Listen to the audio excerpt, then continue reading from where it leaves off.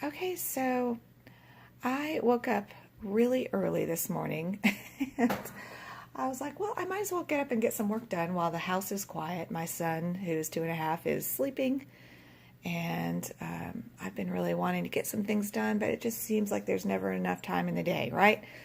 So I just had this really exciting thing happen. This lady who's on the board of a national level equine artist association emailed me. She found my work through eBay and she asked me, have you ever entered our shows and our competitions? And I said no.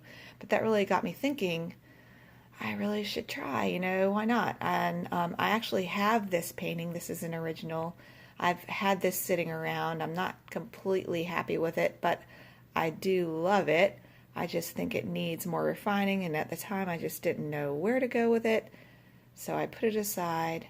But this lady gave me some tips on what she thought would help kind of finish it off. And then there's other things that I'm finding that I want to refine more. So I've been working on this and trying to get it ready for the next show. So I'm going to enter that. And I've just been thinking in general that I do want to enter some more national level shows, maybe try to get my work in some watercolor magazines, things like that, just to take my art to the next level.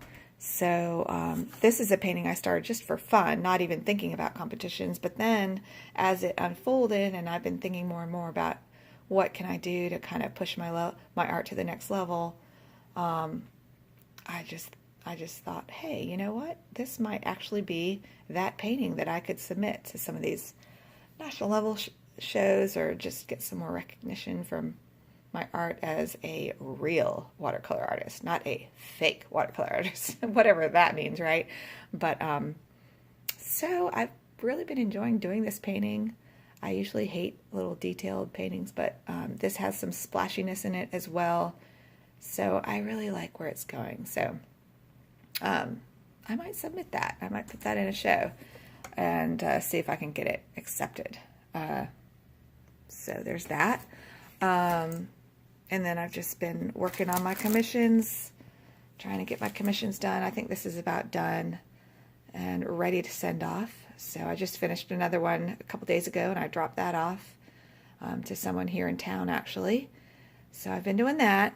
And then another thing that I've discovered is the online library and reading books through the library. So that's another new thing in my life that I've added. That's really added a great dimension to my life lately, is just starting to read books again. I used to love to read when I was little and off and on throughout my life, but I've kind of let it go. But lately I've been getting up early for whatever reason, and so in those quiet hours I've been reading, for like a half hour here, hour there. Some of the books that I've been reading include, the first one I started with was Becoming by Michelle Obama, and I really enjoyed that. I love a good biography, and she's a woman after my own heart because she loves healthy food, and that was her whole initiative in the White House, and growing a garden, and I'm obsessed with gardening right now. So that's a book that I read lately. I'll show you some of my art while I talk because I'm just kind of chatting. These are just some of my paintings that's an original I still have. But so I've been reading that, and then I read Secrets of Six-Figure Women by Barbara Stanny. And that's really been making me think more about my art as a career, because I have a 2.5-year-old, and I just want to travel with him and give him some experiences that only money can buy, really. I want to just be able to have the financial freedom to be able to do some of those things. So I'm trying to think what I can do. I've also got a master's degree in social work, so maybe some sort of private practice, counseling teenagers. I used to work with teenagers in high schools and things like that, and I feel like I'm good at working with that population, so maybe starting my private practice back up again. I just don't know. But this Secrets of Six-Figure Women is very inspiring to read, and it's just fun to kind of start thinking about what do I want to do next. As my son gets older, he starts going to school more and more. So I read that, And then Teaming with Microbes is another book. I know I'm totally jumping around here, but that's just kind of how I roll. But that's a gardening book about how to get your soil really healthy, not use fertilizer, and use compost and compost teas instead to get the bacteria in your soil really healthy. Just like all this new research on the gut biome, how that's so important to your health. They're also finding that's true for soil as well.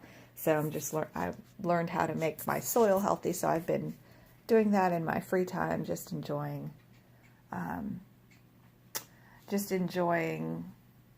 getting my garden healthy. And speaking of, this is a little mini painting I did of a zinnia I grew out in my garden. So I did a painting. So I might do some more paintings of my garden subjects. This is a painting of Tulum, one of my very favorite places on earth. I love Tulum. Unfortunately, right now, they're having a bad algae bloom down there, so I was going to go on a trip this January with a friend, but now I don't know really where we want to go because Tulum is such a mess, and I haven't traveled internationally in forever. So anyway, I'm getting way off topic. Anyway, okay. Another book that I read recently was The Life-Changing Magic of Tidying Up, and that was I think it was a New York Times bestseller. So I didn't do everything she suggested in that book. It would have been a big project to completely declutter my complete whole house. That's what she wants you to do. But it has helped me declutter quite a bit and get things organized. So that was a good book that really actually had an influence in my life too. So that's just kind of what I've been doing, other than also getting ready for Christmas, which is going to be a big deal this year because my son's 2.5 and he's understanding the concept of Santa. So I'm just really excited to make this a special holiday this year for him. So I'm having my whole family over to my house for brunch Christmas morning. So if you guys have any good recipes that you could share with me, I would love to hear them. So just, comment below about what you're working on, Christmas recipes that you might have that would be great for like a morning brunch. I'd love to hear what you think. I've got some ideas too. Oh, this is my other obsession. Speaking of cooking, I was going to show you guys this. This has added so much to my life. It's just crazy. It's just been like literally a life changer, this magazine. I initially saw it in the grocery store and I just grabbed it.